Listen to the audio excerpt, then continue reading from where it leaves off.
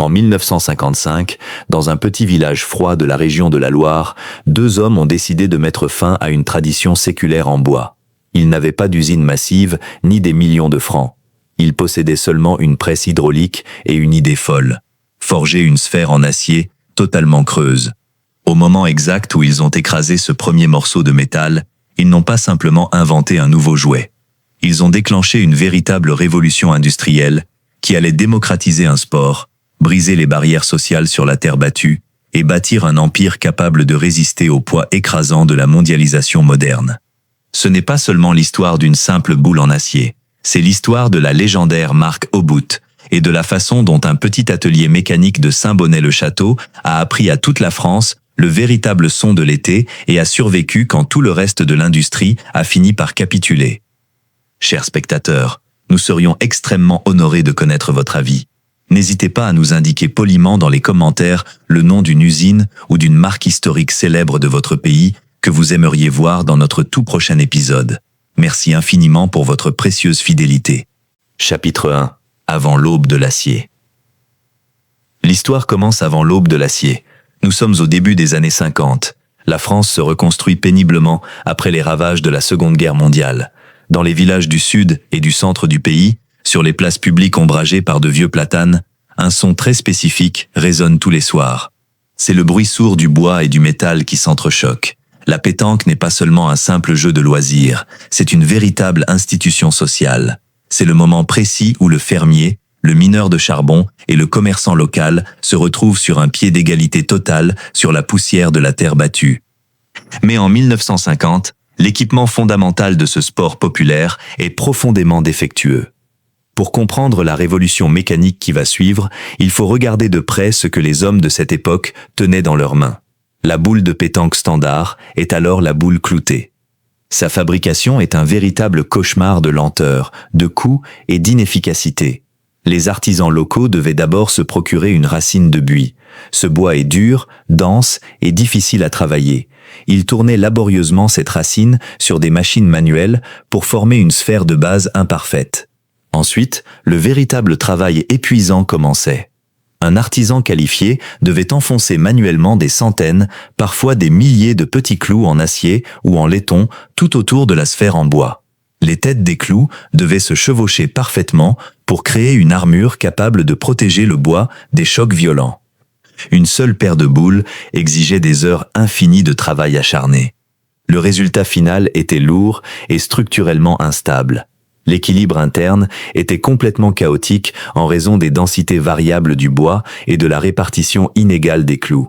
Avec le temps et l'humidité, le bois pourrissait inexorablement sous la carapace de métal. Les clous rouillaient, tombaient sur le gravier ou se déformaient lors des impacts. La boule cloutée était une relique fragile d'un autre siècle. Elle ne pouvait absolument pas répondre à la demande massive d'une population ouvrière croissante qui cherchait du divertissement à bas prix. L'industrie devait remplacer l'artisanat. La révolution mécanique n'allait pas venir des plages ensoleillées de la Côte d'Azur. Elle allait naître dans un petit village perché et isolé de la région de la Loire. Ce village s'appelle Saint-Bonnet-le-Château. C'est une commune rude, forgée par des hivers froids et une très longue tradition de métallurgie. L'air y sentait en permanence le charbon de bois, la graisse industrielle et le fer chaud. C'est exactement ici que deux hommes allaient changer définitivement l'histoire d'un sport national. Le premier homme s'appelle Frédéric Baillet. C'est un fabricant de serrures locales respecté. Il dirige un petit atelier et comprend parfaitement les dures réalités commerciales du travail du métal. Le second homme s'appelle Antoine Dupuis. C'est un mécanicien de génie. C'est un homme capable de regarder une machine industrielle complexe et de comprendre instantanément ses limites physiques et ses possibilités cachées. Baillet et Dupuis observent attentivement le marché. Ils voient la popularité de la pétanque exploser à travers le pays. Mais ils voient surtout l'absurdité technique de la boule cloutée. L'objectif mécanique des deux hommes était clair et brutal. Il fallait créer une sphère parfaite.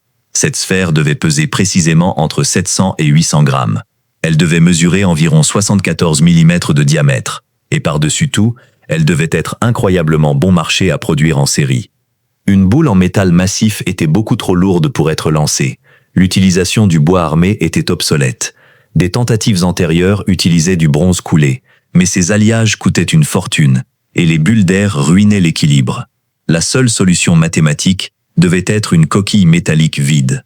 Mais en termes d'ingénierie métallurgique des années 50, fabriquer une sphère creuse parfaite, fine et capable de résister à des chocs d'une violence extrême semblait strictement impossible. En 1955, dans les ombres de leur petit atelier de Saint-Bonnet-le-Château, Antoine Dupuis trouve la réponse définitive. Il tourne le dos aux fonderies traditionnelles. Il regarde vers la force brute des presses hydrauliques. L'idée est d'une simplicité brutale et d'une efficacité redoutable. Le processus industriel commence par une simple feuille d'acier au carbone de très haute qualité. Une machine de découpe frappe la tôle et extrait un disque plat parfait. Ce disque de métal froid est ensuite placé sous une presse hydraulique massive. Avec une force terrifiante de plusieurs tonnes, un poinçon en acier durci écrase le disque dans une matrice. Le métal hurle sous la pression. Le disque plat se déforme plastiquement et se transforme instantanément en une demi-sphère parfaite. Dans le jargon technique, on appelle cela une coquille. C'est le premier miracle de l'atelier. Ensuite vient le second défi majeur de l'ingénierie. Il faut joindre 2 coquilles pour enfermer le vide. Dupuis et Baillet perfectionnent une technique de soudure circulaire d'une précision absolue. Les bords des 2 demi-sphères sont rapprochés. Une chaleur intense fond les extrémités. L'acier fusionne de manière homogène.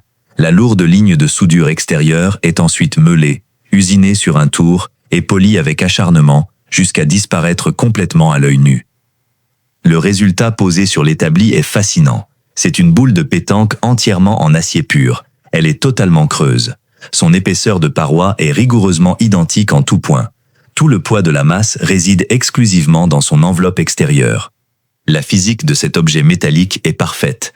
Parce qu'elle est creuse et usinée avec une tolérance extrême, l'équilibre de la boule au moment du lancer est absolu. Elle roule droit sur les terrains les plus difficiles. Elle frappe les autres boules avec une force dévastatrice. Elle ne pourrit jamais. Les premiers prototypes sortent enfin de l'atelier de serrurerie. Les joueurs locaux les testent immédiatement sur le gravier dur de la Loire. Le premier changement que tout le monde remarque est acoustique. Le son sourd et triste du bois couvert de clous a totalement disparu. Il est remplacé par un claquement sec, métallique, résonnant et clair.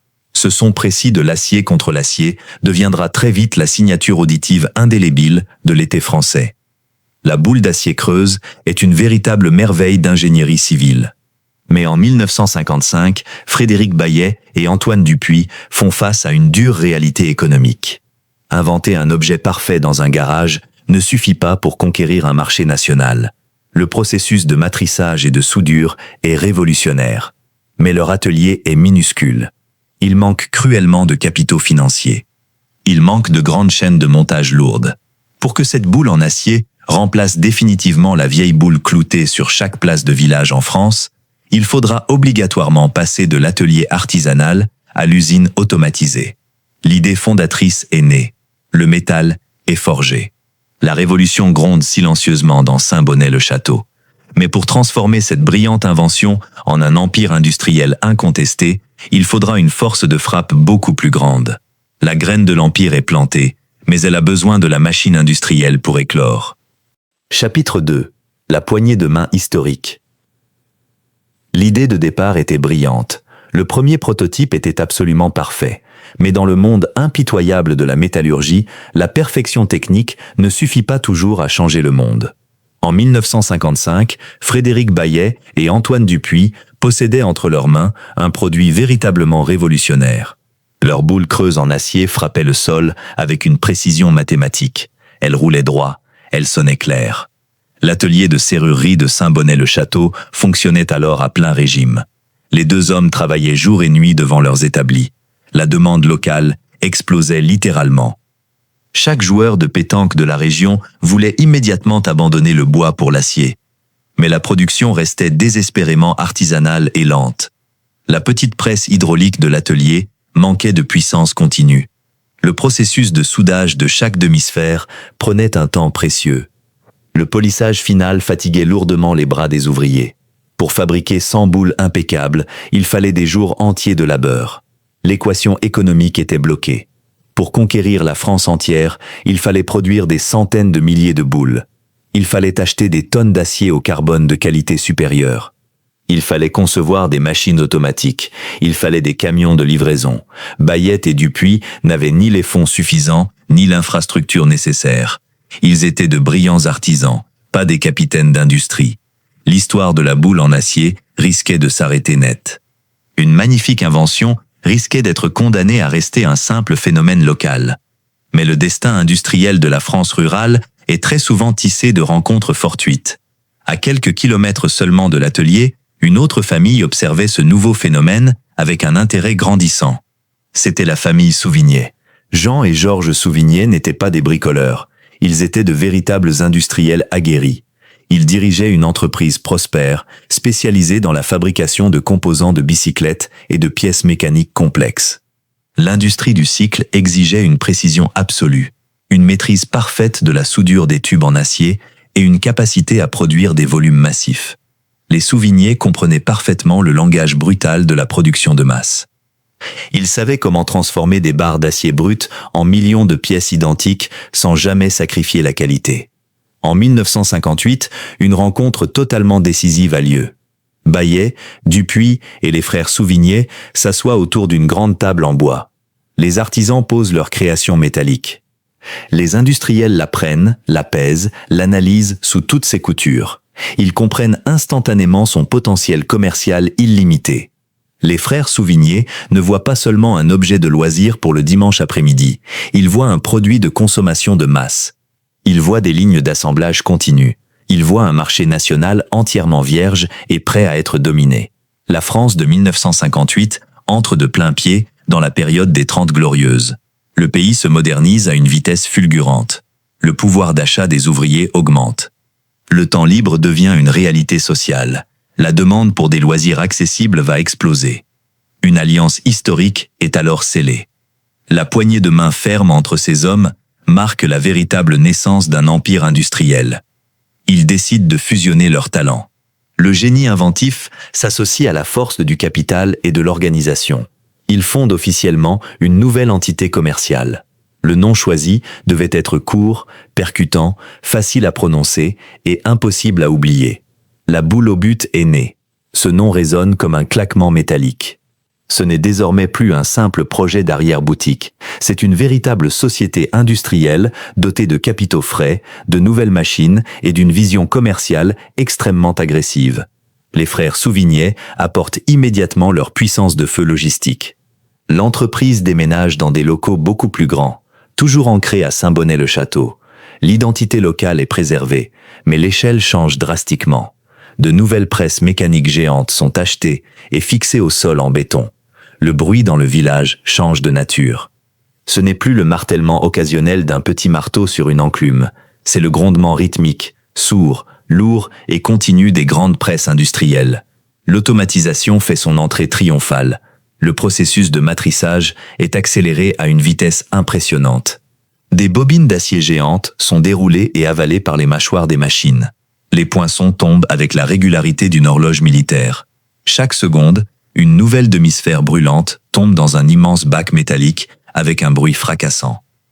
Les postes de soudure sont entièrement repensés. Les arcs électriques crépitent sans la moindre interruption. La chaleur dans l'usine est intense. L'air est chargé de l'odeur piquante de l'ozone et du métal fondu. Les coquilles sont fusionnées plus vite et beaucoup plus fort qu'auparavant. Des tours mécaniques semi-automatiques nettoient les soudures avec une précision chirurgicale implacable. Les copeaux d'acier volent. Des fluides de refroidissement coulent sur les lames pour éviter la surchauffe. Les boules glissent désormais sur de longs convoyeurs à rouleaux. La main de l'homme ne fait plus le travail lourd et répétitif. Elle guide, calibre, contrôle et vérifie la qualité finale. Les résultats de cette industrialisation sont absolument stupéfiants. En quelques mois seulement, la capacité de production explose. Ce qui prenait auparavant une semaine entière est désormais accompli en quelques heures. Les vastes entrepôts se remplissent rapidement de caisses lourdement chargées de boules étincelantes, prêtes à être expédiées. Et surtout, grâce à l'échelle industrielle imposée par les Souvigné, le coût unitaire de fabrication s'effondre. La boule en acier pur, équilibrée et indestructible, devient soudainement très abordable. Elle coûte désormais une fraction du prix d'une vieille boule artisanale en bronze. Les premiers grands camions de livraison quittent les quais de chargement de l'usine de Saint-Bonnet-le-Château. Ils roulent vers le sud. Ils se dirigent vers Lyon, Marseille, Toulon, Nice et Montpellier. Ils transportent dans leurs remorques la nouvelle norme absolue de la pétanque française. L'acier au but arrive enfin sur les côtes méditerranéennes en grande quantité. En unissant le génie inventif de Dupuy, la sagesse de Baillet et la puissance industrielle écrasante des frères Souvignet, ce petit village de la Loire venait de créer un monopole redoutable. L'usine ne dort plus. L'artisanat local est mort avec grâce et dignité. L'industrie lourde vient de prendre définitivement le relais. Au but n'est plus un simple nom sur une enseigne. C'est devenu une véritable machine de guerre prête à inonder le pays de métal parfait. Chapitre 3. La démocratisation. Sur la terre battue. Les années 60 s'ouvrent sur une France en pleine mutation. L'économie est en forte croissance. Le temps de travail diminue progressivement. Les Français découvrent les joies de la société de loisirs. Les congés payés transforment radicalement les habitudes estivales du pays. Les familles prennent la route des vacances vers le Grand Sud. Et dans le coffre des voitures, à côté des bagages, on trouve de plus en plus souvent une petite sacoche en cuir ou en toile. À l'intérieur de cette sacoche reposent 3 sphères d'acier pur. Ce sont des boules au but. L'usine de Saint-Bonnet-le-Château a réussi son pari industriel. Elle a transformé un produit ultra-local en un véritable phénomène national incontournable. La clé de ce succès fulgurant réside dans un seul chiffre, le prix. Grâce à l'automatisation massive imposée par la vision des frères Souvignet, le coût de fabrication a chuté de manière vertigineuse. Avant 1958, posséder un jeu de boules parfaitement équilibré en bronze était un luxe coûteux. C'était un privilège réservé à la riche bourgeoisie locale. Les classes ouvrières devaient se contenter des vieilles boules en bois clouté. Ces boules artisanales étaient lourdes, imprécises, instables et extrêmement fragiles. Mais la coquille d'acier emboutie a totalement pulvérisé cette hiérarchie financière. Du jour au lendemain, la perfection mécanique absolue est devenue accessible à tous les citoyens. Le prix de vente publique d'une triplette au bout permettait enfin à n'importe quel travailleur de s'équiper avec du matériel de qualité professionnelle. Un ouvrier de la métallurgie dans les usines du nord de la France pouvait facilement acheter ces boules. Un mineur de fond travaillant à Lens pouvait les offrir à son jeune fils. Un agriculteur des collines de Provence les gardait en permanence sous le siège de son tracteur. Le produit fini était incroyablement robuste. L'acier au carbone massif résistait aux chocs les plus violents sans jamais se briser. Les boules ne se cassaient pas. Elles s'usaient très lentement avec le temps. La surface brillante des premiers jours prenait rapidement une patine mate très caractéristique. Les rayures causées par le gravier racontaient les longues parties gagnées et perdues sous le soleil. Chaque joueur connaissait intimement le poids exact et la texture métallique de ses propres boules. La masse compacte de 720 grammes devenait une extension naturelle et rassurante de la main humaine. L'impact culturel de cette démocratisation industrielle est massif et immédiat. La pétanque n'est plus du tout le domaine exclusif des retraités du littoral méditerranéen. Elle remonte vigoureusement vers le nord du pays. Elle envahit rapidement les grandes métropoles industrielles. Elle s'installe durablement dans la banlieue parisienne. Les municipalités de toute la France commencent à construire des terrains dédiés dans chaque nouveau parc public. Le sol est toujours préparé avec un grand soin. On utilise du sable jaune, des graviers fins ou de la terre battue très dure. Ces nouveaux terrains rectangulaires deviennent très vite les nouveaux centres sociaux névralgiques des quartiers populaires. L'atmosphère de ces lieux publics est unique au monde. Le son métallique clair des boules au bout dicte le rythme des fins d'après-midi. Un premier joueur pointe sa boule avec concentration. Elle roule silencieusement sur la poussière chaude. Elle s'arrête net, extrêmement près du petit but en bois appelé le cochonnet. Un joueur de l'équipe adverse décide de tirer pour sauver la mène. Il lance sa propre boule d'acier avec une force incroyable haut dans les airs. Le choc final est brutal. L'acier frappe l'acier avec un claquement sec, explosif et retentissant. C'est le carreau parfait. La boule adverse est violemment éjectée hors du jeu. La boule du tireur prend exactement sa place sur le sable. Ce bruit très spécifique devient rapidement la bande sonore officielle des étés français. Mais au-delà du simple loisir dominical, la boule en acier au but a créé un espace d'égalité sociale absolue. La France des années 60 est encore une société fortement stratifiée. Les différentes classes sociales se mélangent très rarement dans la vie quotidienne. Le riche directeur d'usine ne fréquente pas du tout les mêmes lieux que ses simples ouvriers. Mais, sur le terrain de pétanque, cette structure pyramidale rigide s'effondre instantanément. Le gravier rugueux ne reconnaît aucun compte en banque. L'acier froid ne respecte aucun titre de noblesse. Derrière le petit cercle tracé au sol, un banquier en chemise blanche et un mécanicien automobile aux mains couvertes de cambouis sont strictement égaux face au destin. Ils utilisent exactement le même équipement métallique. Ils obéissent scrupuleusement aux mêmes règles impitoyables.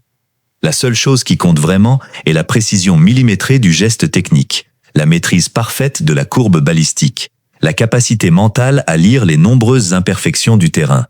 Obut a fourni l'outil parfait pour ce combat égalitaire permanent. L'usine de Saint-Bonnet-le-Château ne fabrique pas seulement de simples articles de sport. Elle fabrique du lien social en production de masse continue. En 1965, la domination commerciale d'Obut est presque totale. Les grands camions de livraison quittent l'usine jour et nuit. Les petites boîtes en carton contenant les fameuses triplettes remplissent les rayons des premiers supermarchés naissants. La marque s'impose comme une évidence nationale absolue. Le nom Obut entre définitivement dans le langage courant des Français. On ne dit plus simplement jouer aux boules le dimanche. On dit fièrement jouer avec des Obut. Le nom de l'entreprise est devenu le terme générique du sport. C'est le rêve absolu et ultime de tout grand industriel. La décennie consacre le triomphe de la méthode industrielle lourde. L'artisanat du bois a été balayé par la logique froide de la production de masse. Obut a gagné le cœur de la vaste classe ouvrière et le respect total de l'élite sportive. L'entreprise est devenue une icône culturelle intouchable. Cependant, un succès financier d'une telle ampleur attire inévitablement les prédateurs. Le marché de la pétanque génère désormais des millions de francs de chiffre d'affaires chaque année. Les concurrents observent cette réussite fulgurante avec une envie féroce. De nouveaux fabricants émergent de l'ombre. Ils tentent de casser les prix. La grande bataille pour le contrôle exclusif des terrains de France ne fait que commencer. L'heure de la conquête totale a sonné. L'entreprise familiale va se transformer en un empire impitoyable. Chapitre 4. L'assimilation et la construction de l'empire. Les années 70 marquent l'apogée incontestée de la pétanque en France. Le marché est colossal. Des millions de joueurs amateurs et professionnels exigent des boules en acier parfaites. La petite sphère métallique est devenue une véritable mine d'or industrielle. Cette manne financière incroyable attire inévitablement l'attention de nouveaux acteurs. Dans les régions du Sud et autour du bassin industriel de Saint-Étienne, d'autres usines métallurgiques commencent à copier la formule gagnante. Le monopole paisible de Saint-Bonnet-le-Château est directement menacé. Des marques concurrentes font soudainement leur apparition sur les terrains de terre battus. Parmi ces nouveaux venus, deux noms se détachent très clairement. Il y a d'abord la marque JB. Cette entreprise est fondée par un homme nommé Jean Blanc. JB produit d'excellentes boules et gagne très rapidement le respect des joueurs professionnels. Il y a ensuite Couloubrier. C'est une autre fonderie de précision dotée de bonnes machines. Ces entreprises rivales tentent agressivement de séduire les joueurs. Elles proposent des alliages légèrement différents. Elles lancent des campagnes de prix agressives. La guerre commerciale est officiellement déclarée. Elle ne se jouera pas seulement sous le soleil des places publiques. Elle se jouera dans les salles de réunion de la direction et sur les lignes de production. La famille Souvigné refuse catégoriquement de céder le moindre pouce de son territoire. Leur réponse est immédiate, brutale et purement industrielle.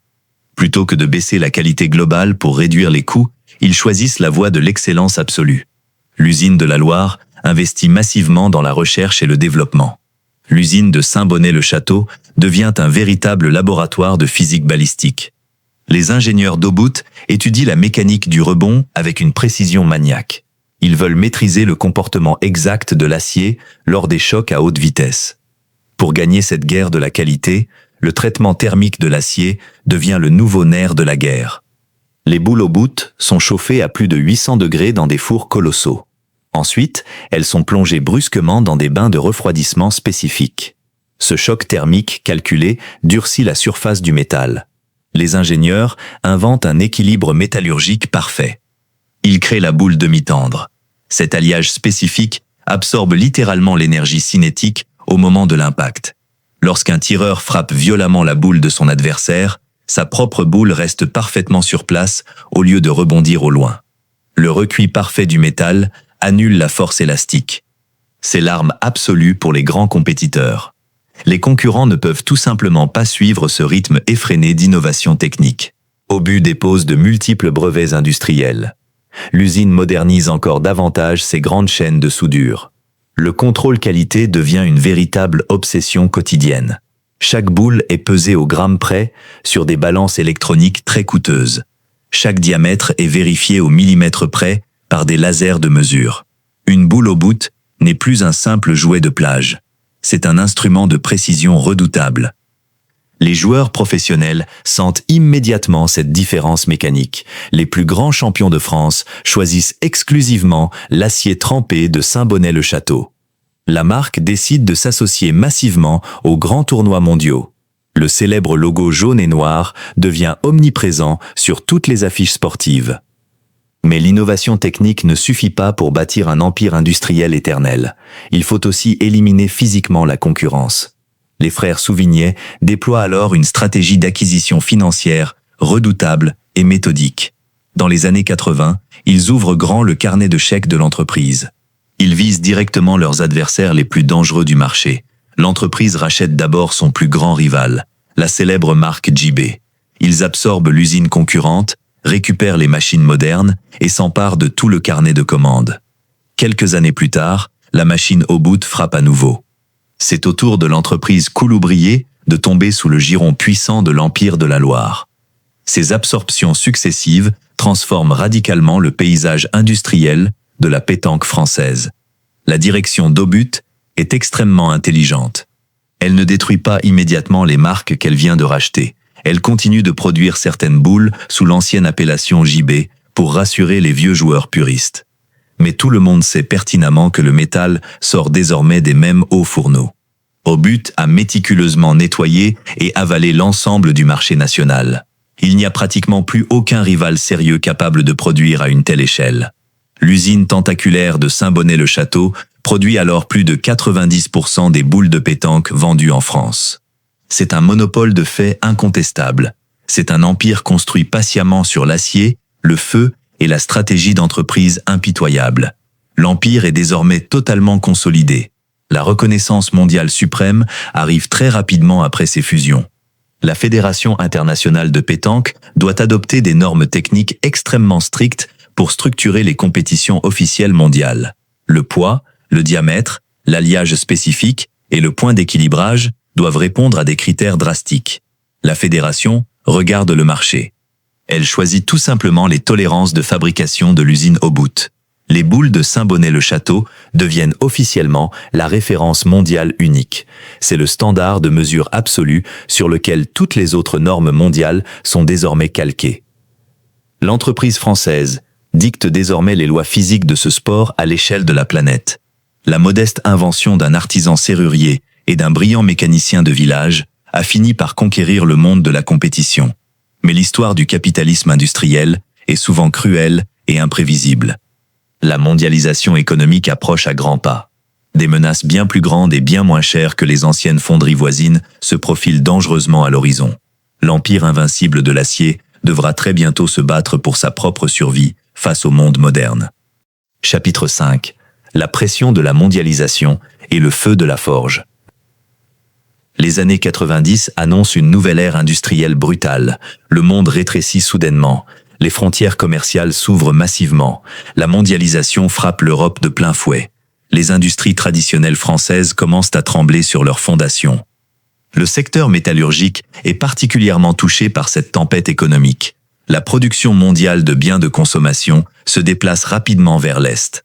L'Asie devient l'usine géante du monde. La Chine commence à exporter des volumes massifs de produits manufacturés à des prix incroyablement bas.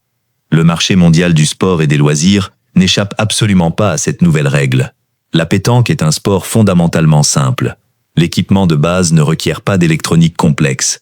Ce n'est finalement que de l'acier embouti et soudé. Les grandes usines asiatiques comprennent très vite comment copier le concept de base. De nouvelles boules sans marque inondent le marché européen à une vitesse vertigineuse. Elles sont vendues en masse dans les supermarchés. Leur prix défie toute concurrence locale. Ces boules d'importation sont très souvent de qualité nettement inférieure. L'alliage métallique est incertain. Le poids varie d'une boule à l'autre. Le point d'équilibre interne est souvent défectueux. Mais le prix de détail est foudroyant. Une famille française peut désormais acheter un jeu de loisirs complet pour une poignée de francs. La pression financière sur les fabricants européens devient totalement insoutenable. Partout dans la région de la Loire et autour de Saint-Étienne, le secteur manufacturier s'effondre. De nombreuses usines historiques ferment définitivement leurs portes. D'autres marques françaises emblématiques choisissent de capituler. Elles délocalisent leur production. Elles licencient massivement leurs ouvriers locaux. Elles démontent leurs vieilles machines pour les envoyer par cargo vers des pays où la main-d'œuvre ne coûte presque rien. Les réglementations environnementales européennes deviennent également beaucoup plus strictes. Traiter l'acier brut, utiliser des fours industriels à très haute température et gérer des fluides de refroidissement coûte de plus en plus cher en France. Le calcul financier froid, rationnel et cynique dicte une seule solution logique. Il faut partir loin pour survivre. À Saint-Bonnet-le-Château, la direction de la boule au but observe attentivement cette tempête mondiale. L'entreprise fait face à un choix historique absolument crucial. Les consultants et les comptables présentent des chiffres clairs. Délocaliser la production des boules en Asie permettrait de maintenir et même de multiplier les marges bénéficiaires. C'est la voie de la facilité financière absolue. C'est le chemin choisi par presque tous les grands concurrents industriels. Mais la décision d'Obout va aller totalement à contre-courant de la logique capitaliste moderne. L'entreprise prend une décision d'une fierté absolue. Elle dit fermement non. L'usine ne bougera pas. Les immenses presses hydrauliques resteront profondément ancrées dans le béton de la région de la Loire. Obout refuse catégoriquement de sacrifier son âme métallurgique sur l'autel du profit mondialisé. Pour la direction historique, une boule de pétanque n'est pas un simple objet métallique générique. C'est un morceau authentique de la culture française. La fabriquer à l'autre bout du monde n'a absolument aucun sens moral ou historique. Le label fabriqué en France ne doit pas être un simple argument de marketing vide. Il doit rester une réalité physique indéniable. Il doit être forgé dans la sueur, le bruit et le savoir-faire local. Cette décision héroïque sauve littéralement la petite commune de Saint-Bonnet-le-Château. Obout est alors le premier employeur privé de toute la région. Des centaines de familles dépendent directement des salaires réguliers versés par l'usine. Fermer les portes de l'atelier principal signifierait la mort économique et sociale du village tout entier. Les fours continuent donc de brûler à très haute température. Les ouvriers locaux continuent de transmettre leur savoir-faire spécifique d'une génération à l'autre. Le père apprend au fils comment écouter le bruit de la machine de soudure. Le métier reste sur le territoire de ses ancêtres. Cependant, pour survivre économiquement face à des importations massivement subventionnées, l'entreprise doit changer de stratégie. Obout décide de se battre avec les seules armes qu'elle possède. L'innovation constante et la qualité irréprochable. L'usine abandonne le combat perdu d'avance sur les prix ultra bas des boules de plage.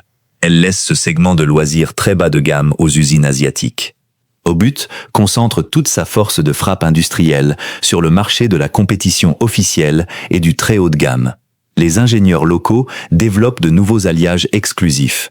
Ils créent des boules en acier inoxydable massif, nécessitant un entretien minime. Ils perfectionnent encore les traitements de surface anti-rebond. L'usine introduit de nouvelles machines à commande numérique ultra précises. Les joueurs passionnés peuvent désormais faire graver leur propre nom ou des motifs complexes directement dans la masse de l'acier. Le pari de l'excellence totale fonctionne parfaitement. Les joueurs professionnels refusent catégoriquement de jouer des championnats du monde avec des copies bon marché. Les joueurs amateurs passionnés comprennent très vite que l'acier asiatique s'use mal, s'écaille et rouille beaucoup trop vite. Ils reviennent massivement vers la qualité mécanique historique. Obout maintient fermement son statut de leader mondial absolu de la compétition. Le feu de la forge ne s'est jamais éteint dans la Loire. L'usine est devenue une véritable forteresse inébranlable de la résistance industrielle française. Elle a prouvé au monde entier qu'il est encore techniquement et économiquement possible de produire des objets métalliques en Europe occidentale. Il suffit d'avoir le courage inébranlable de refuser la compromission. Le bruit de l'acier frappé résonne toujours victorieusement dans la vallée. Chapitre 6. L'héritage d'acier. Sur la terre battue. Nous sommes au XXIe siècle. L'ère numérique a presque tout dévoré sur son passage. Les écrans lumineux ont remplacé une grande partie des interactions physiques humaines. Le monde moderne est devenu complètement obsédé par le virtuel, la vitesse et l'éphémère. La très grande majorité des objets fabriqués aujourd'hui sont cyniquement conçus pour casser rapidement et être jetés aux ordures. L'obsolescence programmée est devenue la nouvelle norme industrielle mondiale. Mais à Saint-Bonnet-le-Château, le temps semble obéir à une toute autre loi physique. Dans ce petit village de la Loire, l'acier dicte toujours sa propre temporalité. L'usine historique de la Boule au Bout est toujours debout, massive et fière. Elle n'est plus seulement un simple site de production industrielle très rentable. Elle est devenue le cœur battant et le musée vivant de la pétanque mondiale. Le grondement lourd des presses hydrauliques continue de rythmer la vie quotidienne de la vallée. La chaleur intense des fours de traitement thermique rappelle chaque jour que l'industrie lourde française n'est pas totalement morte. Aujourd'hui, l'entreprise familiale produit encore des millions de boules chaque année. Ces sphères d'acier parfaites sont exportées dans plus d'une centaine de pays à travers le monde. Elles voyagent depuis les quais de chargement de l'Europe jusqu'aux confins de l'Asie, en passant par les parcs d'Amérique du Nord. Mais le processus fondamental de création n'a absolument pas changé depuis la fameuse poignée de main historique de 1958. Le disque d'acier au carbone massif est toujours embouti à froid sous une pression colossale. Les deux coquilles métalliques sont toujours soudées ensemble avec une précision chirurgicale implacable. Le métal brut est toujours longuement poli jusqu'à l'obtention d'une surface immaculée et étincelante.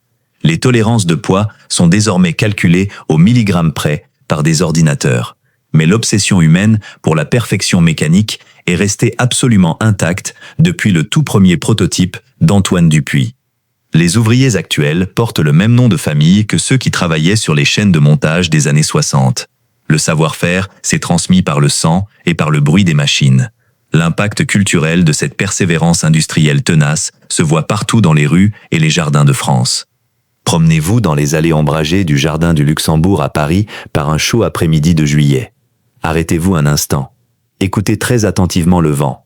Sous l'ombre épaisse des vieux platanes centenaires, vous entendrez ce son métallique extrêmement familier. C'est le claquement sec, net et explosif d'un carreau parfait. Ce son précis n'a pas varié d'un seul décibel depuis près de 70 ans. Il traverse les générations successives sans prendre une seule ride. Il résonne exactement de la même manière sur le sable fin des plages de Marseille et sur les graviers rugueux des places de village en Bretagne. La boule d'acier au but a réussi l'exploit rarissime de transformer un bruit de collision métallique en un véritable symbole de la paix sociale et du temps libre.